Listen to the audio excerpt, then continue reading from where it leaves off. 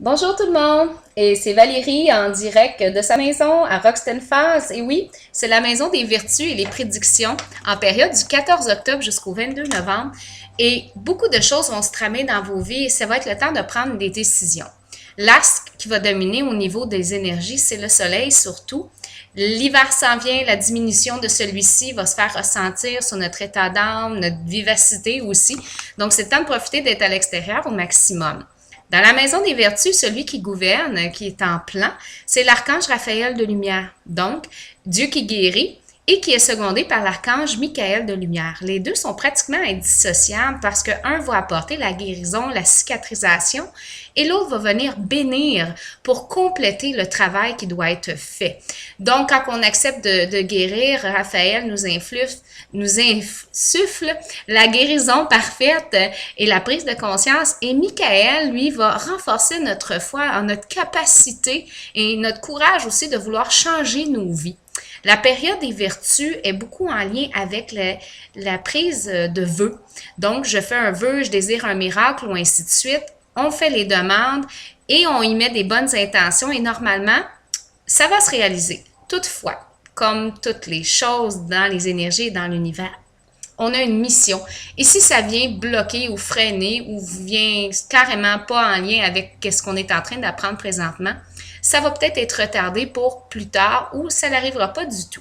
Toutefois, pensez pas qu'on vous abandonne au niveau de l'énergétique. Et premièrement, quand on se sent abandonné, c'est en lien beaucoup plus à notre propre abandon que l'énergie. Hein? Dieu m'a oublié. Non, votre Dieu est à l'intérieur de vous et c'est à vous de le nourrir, c'est à vous de vous chérir parce que vous êtes votre Dieu puissant. Vous avez une entité bien à vous que vous devez nourrir et expérimenter pour évoluer. Alors, les deux archanges travaillent ensemble. Il y a des magnifiques anges durant cette période du 14 octobre au 22 novembre. Les gens qui sont nés durant cette période-là, faites attention à votre santé parce que ça fait partie d'un objectif, avoir une bonne santé. Il vous prie, s'il vous plaît, de ne pas aller trop dans l'excès quand on veut avoir une santé parfaite. Si on a un beau corps puis qu'on le brûle et qu'à un moment donné, il décide qu'il est trop fatigué, il fonctionne plus bien, le mental est touché et ainsi de suite, on n'est plus capable de fonctionner. C'est en lien avec l'équilibre de tout, émotionnel, psychologique et physique, ainsi que spirituel. La spiritualité n'est pas nécessairement en lien avec est-ce que je prie dans un temple, je vais-tu à l'église, est-ce que je lis ma Bible à tous les jours. Cela vous appartient et c'est une bonne chose.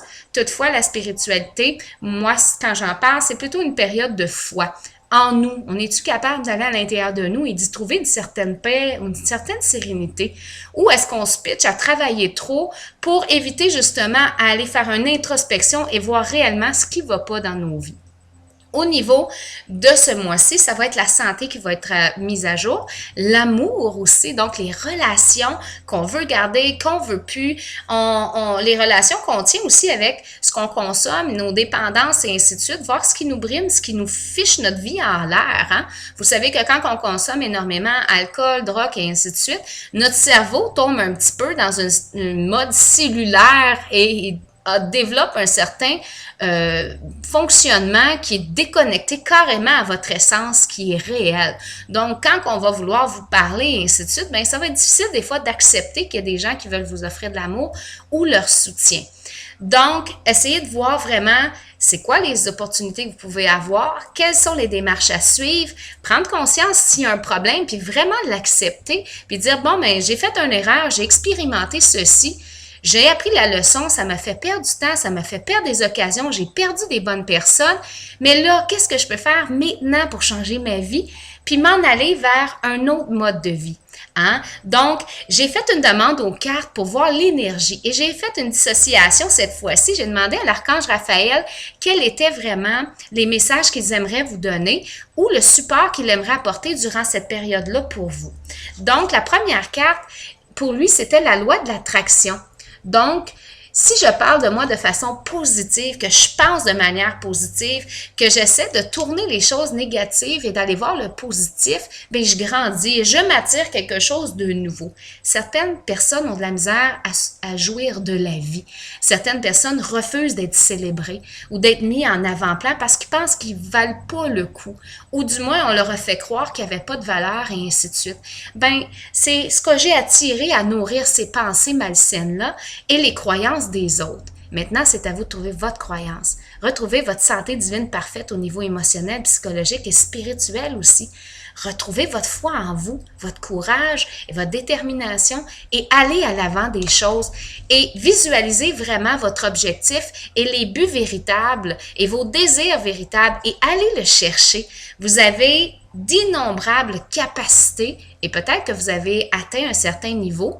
Soyez plus créatif et allez de l'avant, demandez des opinions, mais gardez, soyez toujours dans votre libre arbitre. Donc, vous avez toujours le choix d'accepter ou pas. Et tournez-vous vers des gens qui vont vous diriger et non vouloir toujours vous dominer à vous dire, ben c'est par là que tu t'en vas, puis c'est ça que tu devrais faire parce que c'est ça que tu es.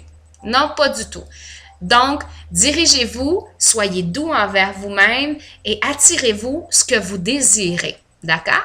Ensuite de ça, guérissez-vous de vos dépendances. Ben, c'est le mois de la santé, donc si je fais de la procrastination, je suis toujours assis, je fais jamais rien, je commence des choses, je termine jamais, je mets des choses à l'horaire, après 2 semaines, je m'en occupe plus. Comment vous voulez-vous offrir du bien-être aux autres si vous n'êtes pas apte à vous l'offrir vous-même? Comment pouvez-vous expliquer aux gens à prendre soin d'eux si vous n'êtes même pas apte à prendre soin de vous convenablement? Vous vous dépensez dans plein de places et vous êtes dans le faire plus que dans le être. C'est un retour à être avec soi-même et en lien avec qui nous sommes. Il y a des dépendances malsaines qui ont été créées par des émotions ou des situations du passé qui ont traîné. La dépendance peut être alimentaire, drogue, alcool, jeu. Ça peut être aussi aux personnes. Donc, les gens qui sont dépendants affectifs et ainsi de suite, ben, vous avez oublié que vous avez une personne très, très importante à l'intérieur de vous. Et de se sentir seul quand on est très bien entouré, il faut se poser la question, je me suis oublié, est-ce que je m'aime suffisamment? À ce moment-là, se sentir seul va devenir, je suis apte à être seule parce que je suis toujours bien accompagnée, parce que je suis toujours avec moi-même. Donc, allez voir les dépendances dans vos vies, ce qui vous brime, ce qui vous freine et ce qui vous empêche de cheminer à être vraiment autonome et fier de qui vous êtes et pouvoir obtenir la vie rêvée. Par la suite, on vous demande de retourner dans les vies antérieures. Et c'est pas évident de faire ça, mais en réalité, moi, je vois plus la carte comme une ouverture à mon passé. S'il y a des choses que j'ai tenté d'oublier, que j'ai pas envie de revenir, est-ce que c'est nécessaire de toujours revenir dans le passé? Non, mais lorsque ça influence encore notre présent et ça nous empêche de voir le futur immédiat et toutes les possibilités, puis qu'on n'arrive pas à évoluer, je pense que ça vaut le coup d'aller voir, d'aller prendre conscience et de comprendre qu'est-ce qui arrive. Par la suite, je vais essayer de visualiser les personnes, la situation, et je vais la transformer en positif et je vais visualiser comment je règle ça dans l'amour, dans le respect et dans mon pouvoir personnel. Donc, je peux pas lancer du venin à des gens qui m'en ont tellement lancé parce que je me descends au même niveau vibratoire qu'eux. Je vais faire le contraire. Je vais dire tout ce que j'ai à dire. Les peines. Je me suis sentie comme ça et moi, j'ai vécu ça comme ça. Et par la suite, on met ça dans une belle bulle et on explique à la personne à quel point on est heureux de l'avoir eu dans nos vies parce qu'en réalité, grâce à eux, on a appris une leçon. Et que maintenant, dès aujourd'hui, on est apte à se tenir debout. Et c'est pas vrai qu'on est faible, et c'est pas vrai qu'on n'a pas de valeur, et c'est pas vrai qu'on est moins que rien, puis qu'on peut nous abandonner, ou nous trahir, ou nous humilier, ou nous manipuler comme on veut, et que maintenant, vous allez reprendre votre pouvoir. Et s'il faut vous débarrasser de certaines personnes qui traînent, et qui passent le temps à revenir, puis venir bousiller votre vie quand vous avez du beau qui commence, ben c'est peut-être à l'intérieur de vous. Vous avez peut-être une certaine sécurité, où vous vous dites, ah ben cette personne-là, finalement, elle est pas si bonne que ça, mais j'entretiens ça parce que j'ai une impression d'importance puis j'essaie de sauver quelque chose. Éliminez ça, arrêtez, décrochez, passez à autre chose. D'accord?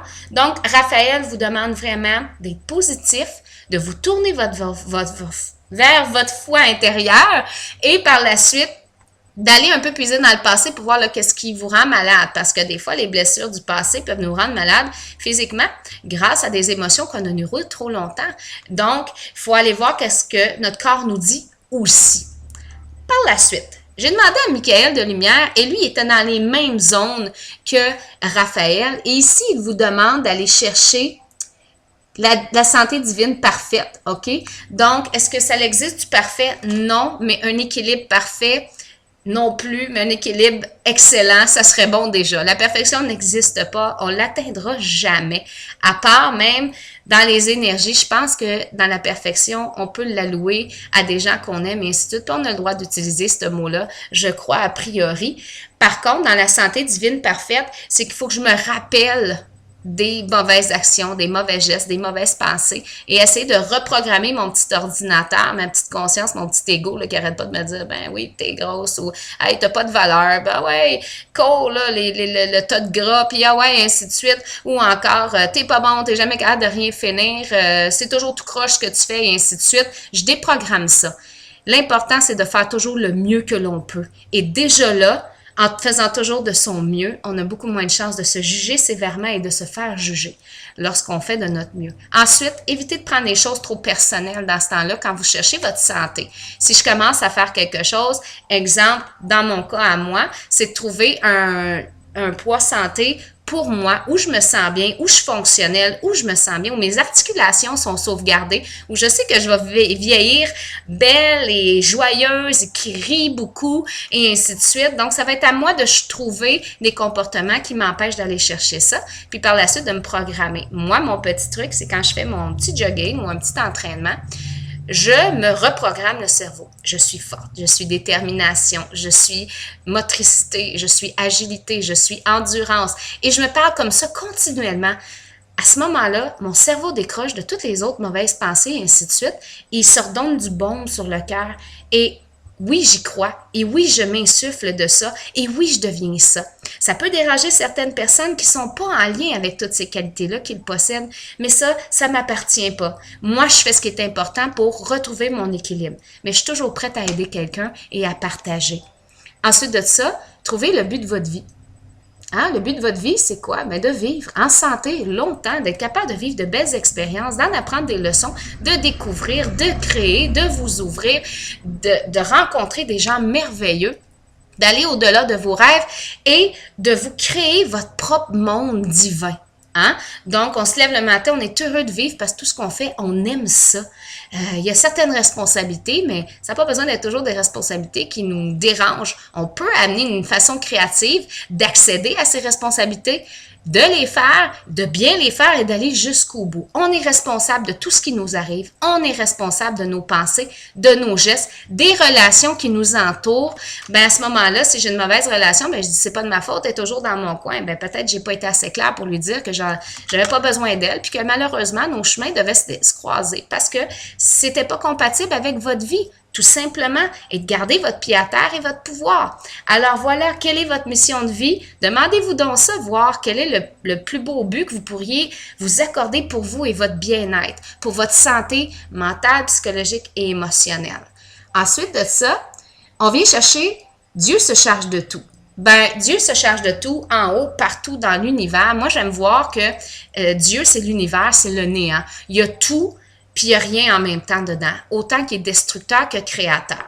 Et quand je me rapproche à mon Dieu, je me vois moi à l'intérieur. Je vois pas des anges, des visages, ainsi de suite. Oui, je ressens qu'il y a des énergies tout autour, mais je me concentre sur mon Dieu à moi. Je suis capable de détruire ma vie comme je suis capable de la recréer. Je suis capable de m'apporter de l'amour comme je peux en refuser et me le refuser carrément. Je suis capable d'avoir une belle vie comme je suis capable de m'empêcher d'avoir une belle vie. Donc, d'être conscient de tout ça et concentrez-vous sur votre Dieu. Comment votre Dieu vous traite? Bon, comment vous vous traitez? Vous regardez dans le miroir, puis dites-vous un petit peu là, votre façon de penser s'il y a des choses qui vous conviennent pas. Puis, voyez ce que vous pouvez faire pour changer la donne et le courant de votre vie, puis le courant actuel. Restez dans votre présent pour que des jours qui vont suivre, votre futur immédiat, parce que ça change à tous les jours, ben, soit parsemé d'amour, de joie, de rire et de sérénité surtout. Et ensuite, on vous demande de faire place à la planification. Hein? La fortune est bien matérielle, tout ce que je crée, mon chakra de la base qui est situé au niveau du sacrum et un petit peu plus bas au niveau du bassin, c'est beaucoup le je suis enclin à être bien dans ma vie, je suis bien enracinée, mes besoins sont comblés, j'aimerais faire un voyage, ben j'ai pas l'argent maintenant, mais je peux peut-être me prendre une petite tirelire puis mettre un 5 $ à toutes les fois que j'ai une chance ou à toutes les semaines, je mets 15 $, je calcule le temps, je me prive sur certaines choses qui sont futiles et je planifie je suis patient et ainsi de suite. Je me lance pas dans n'importe quoi, j'investis pas n'importe où. Oubliez pas, si j'investis mal, je perds de l'argent et ainsi de suite. La santé peut en être touchée. Si j'investis trop dans mon travail, je vais aller trop vite. Ben parfois, il faut prendre notre temps pour avoir un meilleur résultat et pour qu'un projet arrive à son terme, mais qu'il soit dans le meilleur de la valeur pour nous apporter abondance, pour nous apporter confort et tranquillité d'esprit surtout. Puis, on vous fait signe aussi qu'il va y avoir certains défis et obstacles. Donc, si j'ai une santé que je veux aller chercher, ben mon défi, c'est de mettre en pratique ou de faire des choix que je vais tenter de maintenir au quotidien parce que je suis une personne sacrée. Je suis la personne la plus importante qui soit. Et si je suis malade, je peux pas prendre soin des gens que j'aime convenablement parce que je vais me rendre encore plus malade. Par contre, si je me sens en forme puis je me laisse le temps de reposer et ainsi de suite, j'ai de l'énergie, je peux en partager. Par la suite, les gens vont avoir de l'énergie, ils vont voir ce que je fais et peut-être que je vais même leur enseigner comment prendre soin d'eux. Si j'ai des gros obstacles dans ma vie, ben il faut voir qu'est-ce que moi j'ai positionné dans ma vie comme obstacle, puis de voir ça, comment je le fais. Est-ce que j'y vais la tête baissée et je fonce dans le tas? Est-ce que je vois toutes les opportunités? Je prends du recul pour voir tout ce qui se profile devant moi pour trouver la meilleure des issues possibles et pour passer au travers vainqueur. Une grosse expérience, elle a de l'air très douloureuse, il y a une leçon à prendre, mais allez-y jusqu'au fond, arrêtez d'être juste à la surface. J'ai quelque chose à apprendre au niveau émotionnel, ben j'irai pas juste gratter sur le dessus, je vais aller en profondeur parce que cette expérience-là va revenir rapidement. Alors voilà, faites attention à vous, je vous embrasse, puis vous avez des questions, vous pouvez me visiter sur Facebook à Bienfaisance Bien-être.